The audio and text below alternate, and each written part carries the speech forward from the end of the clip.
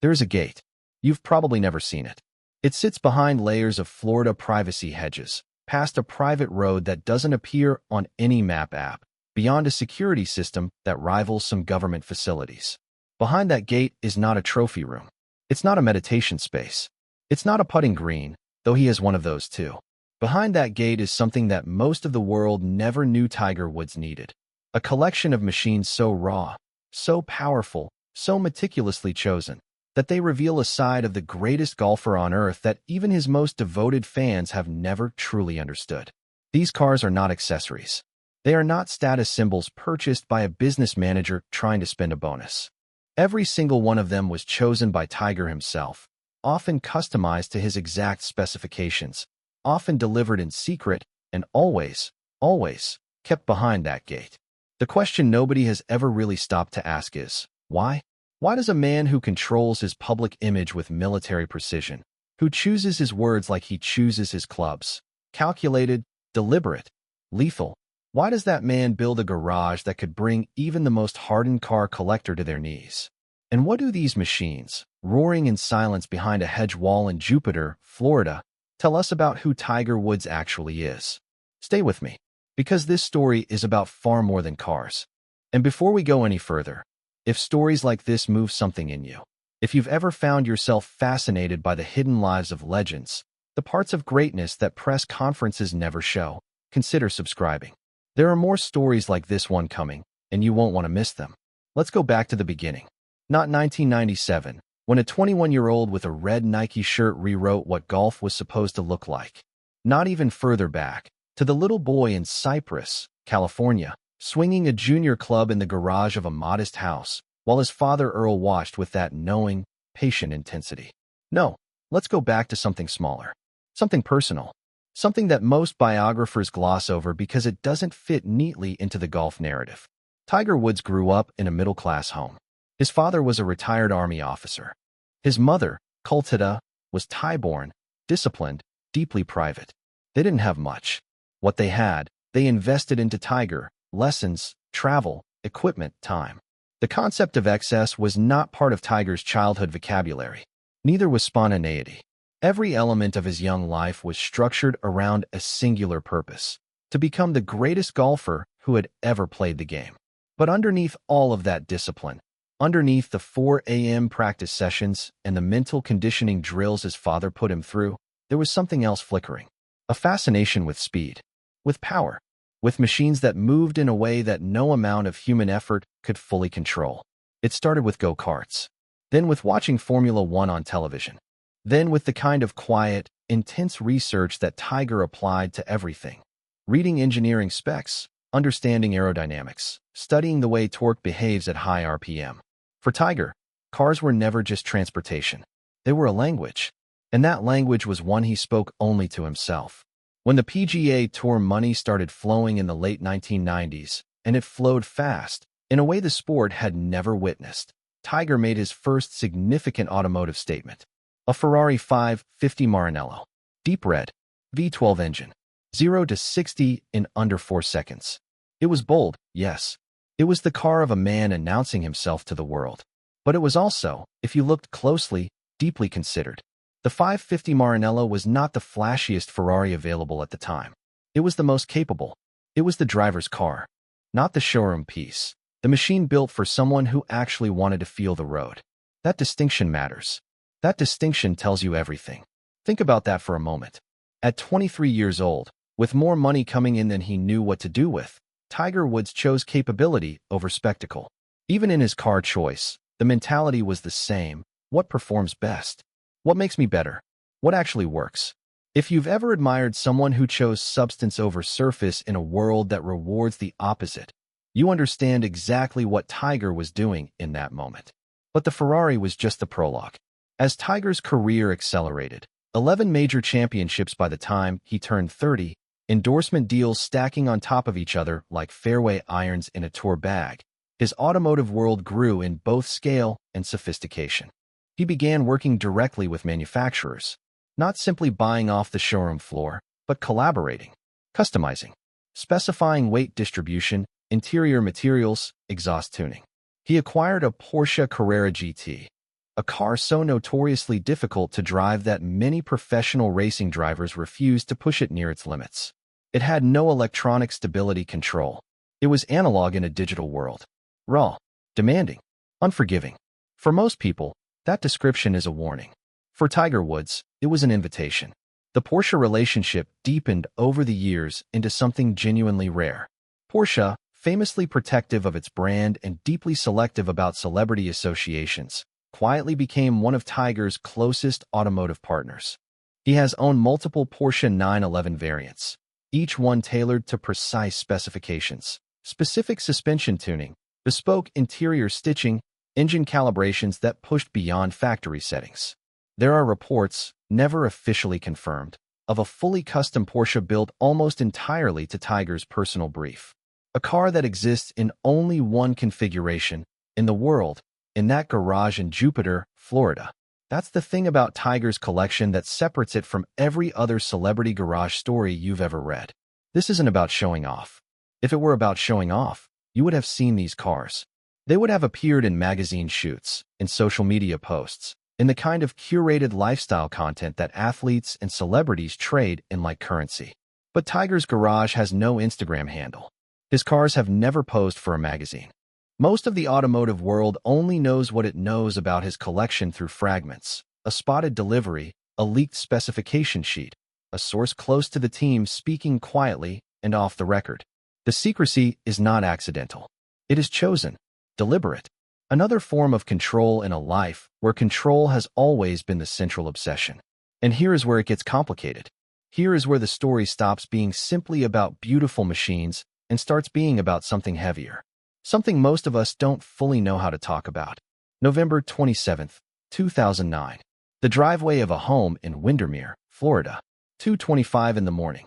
A Cadillac Escalade, Tiger's primary family SUV, not a sports car, not a supercar, just a family vehicle, rolls slowly out of a driveway and comes to rest against a fire hydrant and then a tree.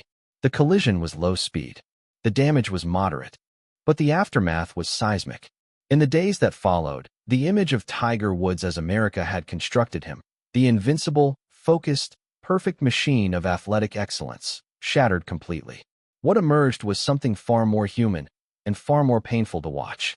The affairs, the apologies, the Nike statement, the withdrawal from golf, the divorce, the fall from every pedestal simultaneously. If you watched it happen in real time, you remember the particular texture of that cultural moment. The discomfort of watching someone who had seemed beyond failure suddenly become the most visible example of it. And somewhere in that period, behind the cameras and the press conferences and the tabloid headlines, the garage sat. Quiet. Full of machines that had been chosen in a different chapter. A chapter when the future felt like something Tiger could engineer, could optimize, could control. Did those cars feel different to him then? Sitting in that garage, representing a version of himself that was rapidly being dismantled in public. What did he feel when he looked at them? That question has no clean answer, but it's worth sitting with. Because the cars were one of the only things about Tiger's life that had never let him down, never leaked a story, never required an apology. In a period of catastrophic personal collapse, there was something almost poetic about the machines in the garage, still perfect, still exactly what they were, still waiting.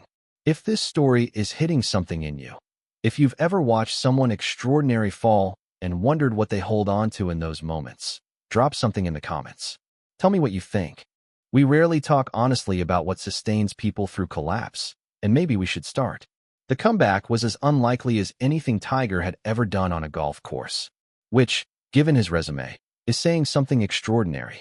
After the personal destruction of 2009, after the knee surgeries, 4 of them, after the back surgeries that doctors privately doubted he would recover from, after the 2017 DUI arrest that showed the world a Tiger far from the one it remembered, after all of it, there was April 14, 2019. Augusta National Golf Club. The 18th hole. The roar that broke out of that crowd was not a golf sound. It was something more ancient, more human. It was the sound of people watching resurrection in real time. Tiger would won the Masters, his 5th, 15 years after his 4th. And in doing so, he completed what many sports journalists have called the greatest comeback in the history of athletic competition. What does that have to do with cars? Everything. Because the garage changed after 2009. The collection that Tiger rebuilt. Because some cars were sold during the difficult years. Because priorities shifted. Because the man who emerged from the wreckage was not entirely the same man who had driven into it. Reflected something different. The cars that came into the garage in the 2010s were more considered. More personal. Less about speed for speed's sake and more about something harder to name. Connection, perhaps. Control over something manageable in a life where so much had been unmanageable. The return of a private pleasure in a world where privacy had been violently stripped away. A custom Mercedes-Benz SL, finished in a color specified by Tiger himself, a shade of silver gray that doesn't exist in any catalog. A Porsche 918 Spyder, one of the most sophisticated hybrid supercars ever built. A machine that required its driver to understand both old-world mechanical feel and new-world electronic integration simultaneously. Metaphors are almost too easy here, but they're worth noting. A man who had to integrate the ruins of his old self into a functioning new identity chose a car that required exactly the same integration mechanically. Whether he thought about it in those terms is unknowable. But the choice is there, documented, real. Let's talk about the numbers. Because they are staggering, even by the standards of the ultra-wealthy. Tiger Woods' net worth has been estimated at over $1 billion. One of only a handful of athletes in history to cross that threshold, and the first to do it primarily through sport rather than business empire. His automotive collection, valued conservatively by automotive journalists who have attempted to catalog it, sits somewhere north of $20 million. That number includes several vehicles whose customization costs alone exceed the price of a standard exotic car. There is, reportedly, a custom Porsche 911 GT2 RS, the most powerful naturally aspirated 911 ever built, modified beyond factory specification in ways that Porsche's exclusive manufacturer division doesn't publicly advertise. There is a military-grade SUV, the purpose of which is precisely what you'd expect for a man who, by the 2010s, had legitimate security concerns. There are multiple golf-specific vehicles, custom-fitted carts and transport vehicles that serve his professional life. And there are, according to people who have seen parts of the collection, several vehicles whose existence has never been publicly confirmed and likely never will be. The full scope of the garage is unknown. That's not an accident of reporting. That is Tiger, as he has always been, keeping the most important parts of himself precisely where he wants them, out of sight, behind the gate, between himself and the machines he trusts more than almost anything else in his world. There is one more car that belongs in this story. It is not the most expensive. It is not the most powerful. It is not custom-built or specially delivered. It's a Porsche 911, older, in a color that automotive journalists have described as vintage, the kind of car that a man keeps not because of what it's worth, but because of what it means. Nobody outside Tiger's inner circle knows exactly what this particular car represents. The speculation exists that it was one of his first significant purchases, that it belonged to someone he loved, that it was acquired in a specific moment in his life that he has never been willing to discuss publicly. What is known is that it is kept, not sold, not donated, not parted with during any of the financial or personal upheavals that might have made it the logical thing to let go. It stays in the garage. It waits, alongside the more modern machines, alongside the supercars and the custom builds, like a quiet reminder of something the world doesn't have access to. And perhaps that is the truest thing about Tiger Woods' car collection. In a life that has been more public than almost any athlete who has ever lived, more documented, more analyzed, more picked apart, the garage is one of the last genuinely private things. The cars do not perform for cameras. They do not have press agents. They do not issue statements. They are, in the most fundamental sense, his. And for a man whose sense of self has been tested in ways that would have permanently broken most people, there is something profoundly human about finding anchors. Objects that remain constant. Machines that ask nothing of you except that you understand how to drive them. If you've ever held on to something, an object, a habit, a place, not for any rational reason, but because it quietly holds a version of you that the world doesn't get to see, then you understand Tiger's garage better than any car review ever written. He is back on the PGA Tour, competing with a body that has been rebuilt and re-rebuilt, chasing records that seemed impossible before 2009 and seem almost mythological now. The gate still stands. The hedges are still there. The cars are still inside. Some new, some old, all chosen, all quiet. Golf gave Tiger Woods his identity. Money gave him the means.